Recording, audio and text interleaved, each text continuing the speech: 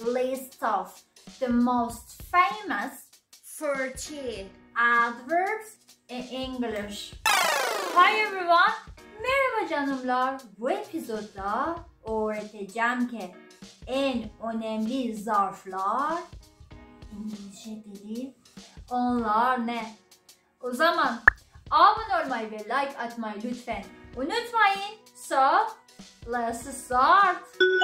The adverb can be one of the very most absolutely, positively, completely, totally, and truly confused part of speech in English. No. Yeah, I know. Zarflar İngilizce dilinde konuşmayı en kesinlikle olumlu, tamamen, tam ve gerçekten karışmayı kısımlarından biri olabilir. Yeah, biliyorum.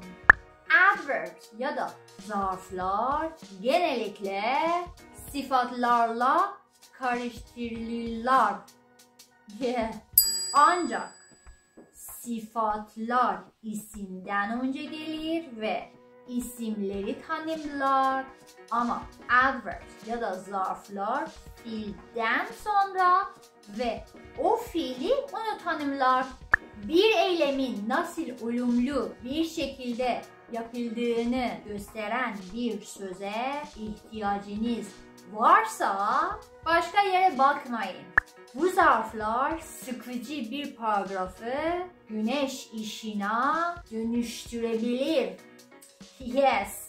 Positive adverbs list. Boldly, cesurca. Bravely, cesurca. Brightly, parlak, aydınlık. Cheerfully, neşeyle. Elegantly, zarif bir şekil. Gracefully, incelikle. Happily, mutlulukla. Honestly, dürüstçe, gerçekten. Kindly, nazikçe.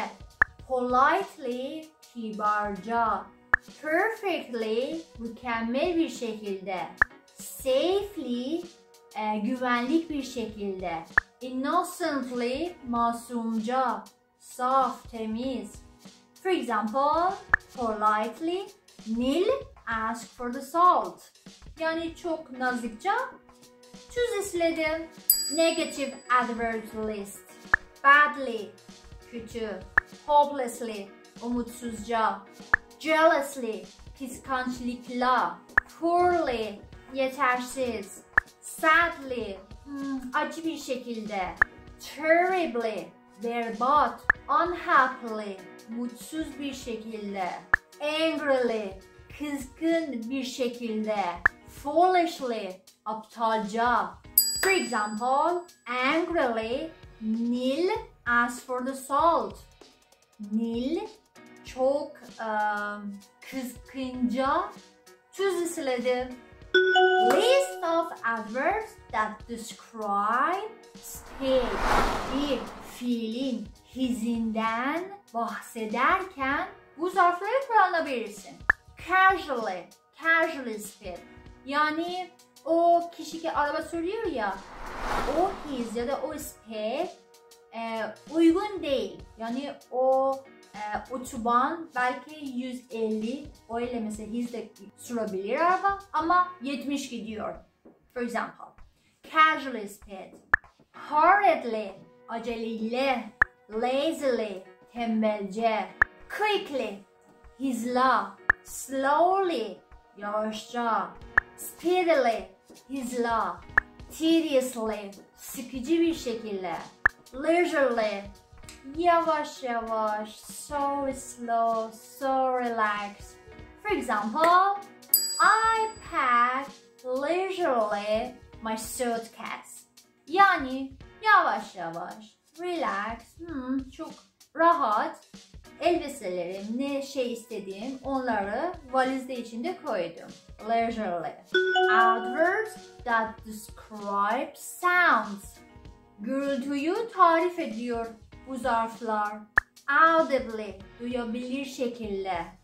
emphatically, vurgulayarak, loudly, yüksek ses, noisily, gürültüyle, quietly, sessizce, silently, sessizce, softly, iyi, normal, weakly, zayıf, soundlessly, sessizce, surely, çok yüksekli ses, hiç güzel değil yani. 4 farklı epizodda dedim ki adverb ya da zarflar onlar ne? Cümlede nerede yer alır?